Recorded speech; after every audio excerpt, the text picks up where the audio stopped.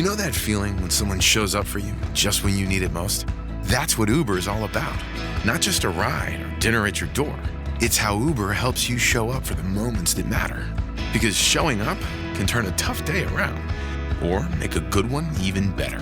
Whatever it is, big or small, Uber is on the way. So you can be on yours. Uber, on our way.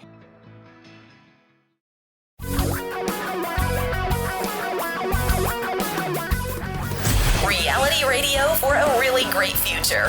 We're talking real money. Welcome to another exciting edition of Talking Real Money, the podcast. Actually, it is slightly more exciting than yesterday's would have been. I was under the weather yesterday, so I think I slept like 24 out of 48 hours, so I feel a little better, but I got something in my chest. Well, that's not your concern. I know what your concern is. I keep hearing from people. Thought you were all trained better. Really? Okay, let's go through this all over again. Coronavirus.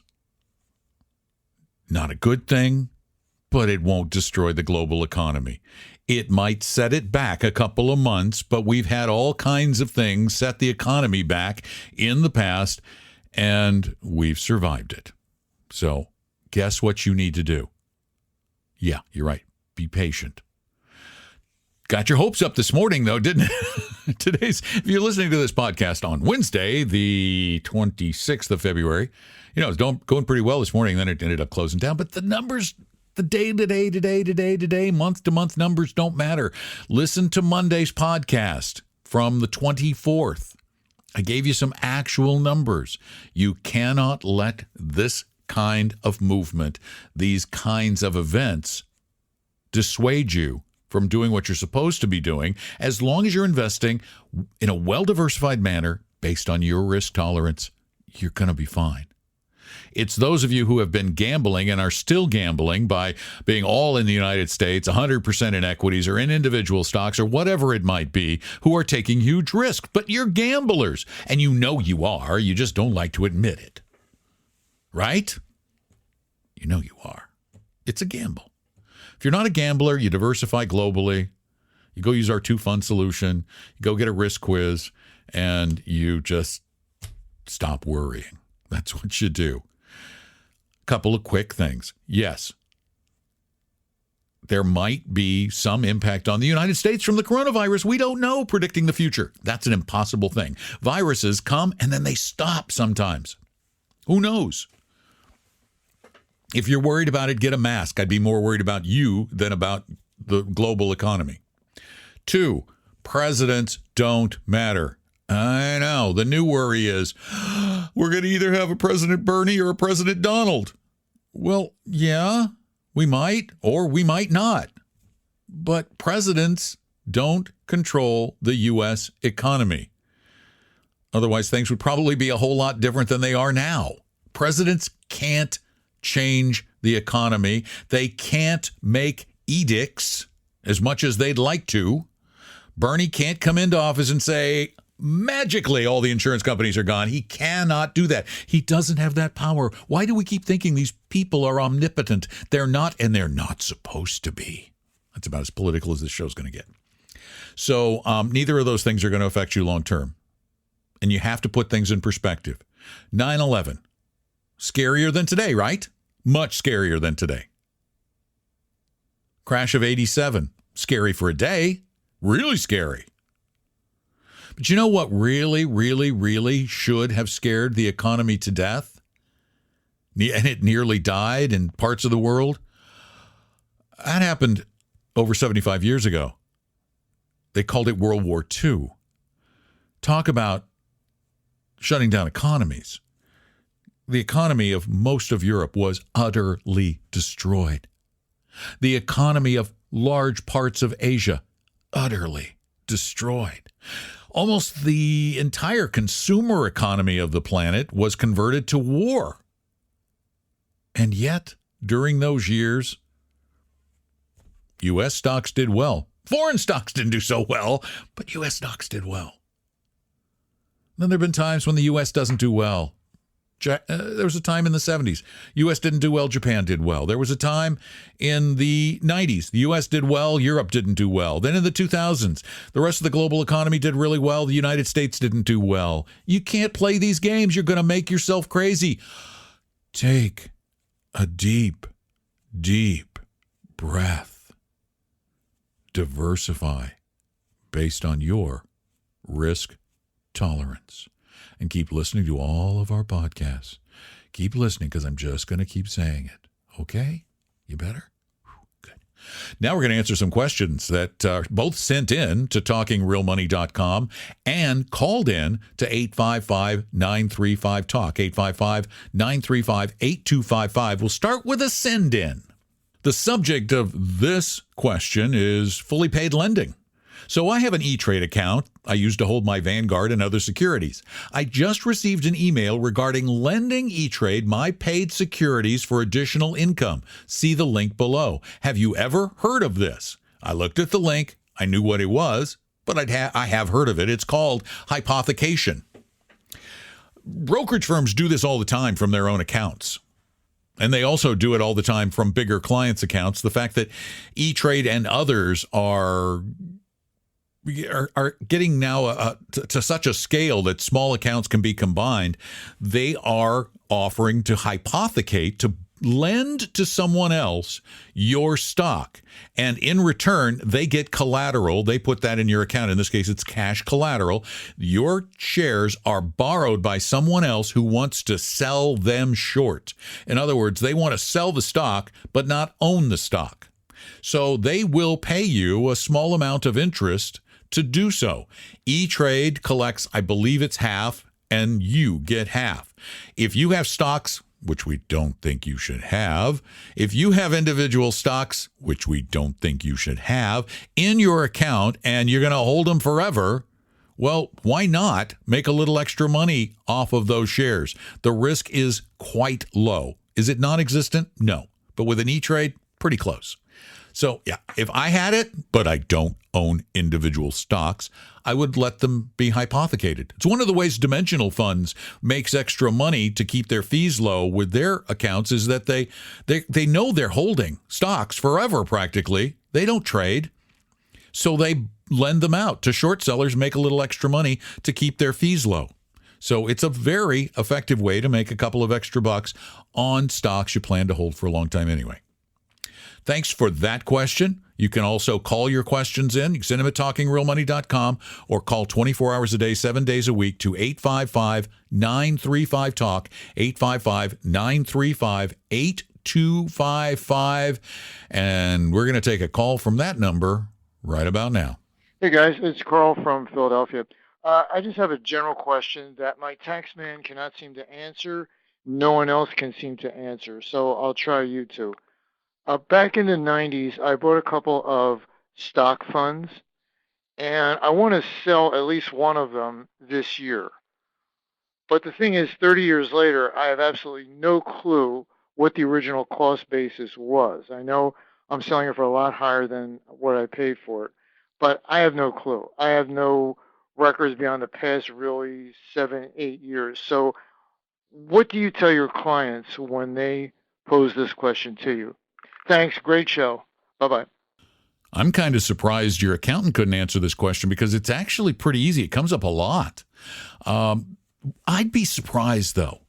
I'd be really shocked if your mutual fund company couldn't tell you what purchases you made, when, and at what price. I mean, that would just blow me away if they didn't keep some record of that. Either that or the original brokerage account through whom you worked. There's got to be a record somewhere, but let's assume not. Let's assume nobody kept good records 30 years ago, which I believe they did, but okay, we're going to assume they didn't. The IRS understands that people can forget or lose paperwork over the course of decades to verify a cost basis. So what they want you to do is make a best effort. Now, I'm not an accountant and I'm not giving legal advice, but this is what I've read and heard and had others tell me over many, many years. You have to make an effort to establish a cost basis. So get a pad, write down when you bought the securities. try to remember as close as you can the date on which you purchased them. Then go back to a newspaper, Wall Street Journal or something's archives in a library or online, and find, if you can get the exact date, then pick the lowest price on that date, make a copy of that, keep it in your records. The lowest price. Well, if you have the actual day, you'll know the closing price. If it's a week or a month, always go with the lowest price, erring on their side, not yours. It usually won't make a big difference one way or another, but if you know the month, it was December of 1980. Or I guess this case, 30 years, 1990, which shocks me if they don't have records. I'm just going to be shocked. That's right. Boy, time flies when you get old. 1990. You'd go find the lowest price in December of 1990.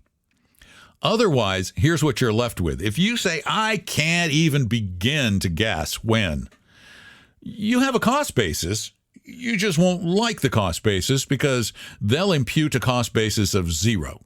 It's kind of like if you lose the parking ticket in a garage and they say you only park there for 30 minutes, but it says, hey, if you lose the ticket, we're charging you for a whole day. The IRS actually does expect us to keep some semblance of records.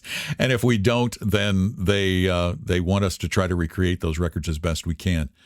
But again, I'd be shocked if the mutual fund couldn't help you establish that cost basis pretty darned accurately.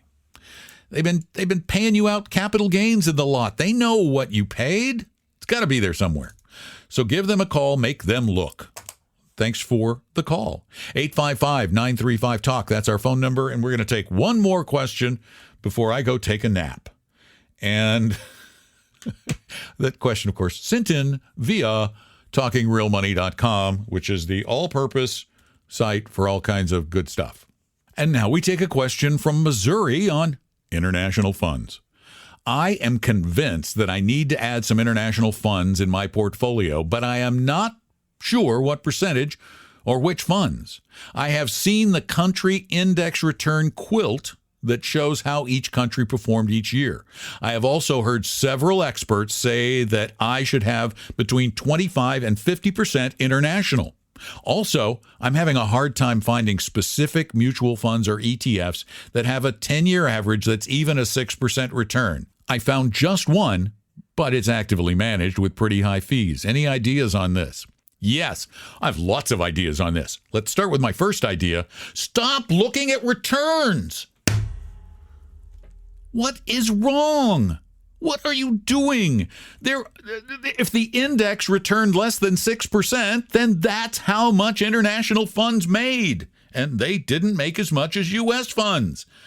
You're falling into the same trap. This mind trap that we all find ourselves into, where everything needs to be the best. Oh, I need the best one. Give me that best fund. No, you want the average. The U.S. over the past decade has outperformed international. In 2000 to 2010, international dramatically outperformed U.S. If you'd looked for a U.S. fund to buy in between 2000 and 2010, based on that record, you wouldn't find any that got much over 2%. Stop looking at returns. Stop. It's too easy and we make it so complicated. I swear we bend over backwards to complicate our own lives. Go get an international index fund. Get it at Vanguard. Get it cheap. Dirt cheap. The total international stock index fund at Vanguard has, let's look it up because I want to know. The symbol is VGTSX, Vanguard Total International Stock Index Fund. Oh, wait, that's the investors version. Let's get the Admiral version, shall we? Vanguard. I forgot. It's too confusing. No, it isn't. They had the investors funds that used to have a $3,000 minimum. Now they have the Admiral funds. And they, too, have a $3,000 minimum, and the Admiral funds have lower fees, so we always buy the Admiral shares now. The Admiral shares, it makes sense. VTIAX. The expense ratios, get this, 0.11. 0.11. That's cheap. The number of stocks in the portfolio, try 7,400. See, that's diversified. And then the 5-year performance, terrible, 3% per year. But that's what the international index has done. That's what you want. You want the performance of the international index. Because in years when the U.S. doesn't do well, the international stocks might. Do we guarantee that? Absolutely not. Now, one other thing, you asked about the allocation. Right now, you should have approximately 54% in U.S. equities, well diversified. You should have about, 46% in international. You want to own the market. You want to own the economy of the planet. That's all you want to do, because then you have this 2,000-year history of economic growth to look back on. And the more data you have, the better the data. How's 2,000 years worth of pretty much nonstop growth in the global economy? That's what you're looking for. And then put some bonds in so that you don't freak out. Go take the risk quiz at talkingrealmoney.com, talkingrealmoney.com. You can also send questions in there. You can call them in at 855-935-TALK. You can also go to talkingrealmoney.com and set up an appointment to meet with one of our advisors, to ask questions of that advisor one time. Not forever, but if you just need a little help getting off in the right direction, we'll do that for you for free without any high-pressure sales pitch. However, if you go to set up an appointment right now, the wait may be a little longer because we had so much interest at Retire Meet, which was just on the 22nd of February. So let's see. TalkingRealMoney.com. Check it out. RealInvestingJournal.com. Another great source of information. We got videos at TalkingRealMoney.com and more. And subscribe to the podcast, please. Tell friends. And thanks for listening. I'm Don McDonald. Talking Real Money. We hope you realize that the information provided on Talking Real Money is for educational and hopefully enjoyable purposes only. Providing personalized financial planning or investing advice takes time, so please consult with a really good fee-only fiduciary investment, tax, or legal advisor. We know a good one. Investing must always involve risk. In other words, you can and probably will lose money at times. Also, as much as you want it, no one can accurately, consistently predict the future. So past performance doesn't tell you a darn thing about what the future will bring. Unlike many other programs that say something similar, Talking Real Money is not trying to get you to buy or sell any financial products or securities. Instead, the program is provided as a public service by Vestry, a fee-only registered investment advisor. Thanks for listening, and please visit TalkingRealMoney.com for more information and disclosures. That's a wrap.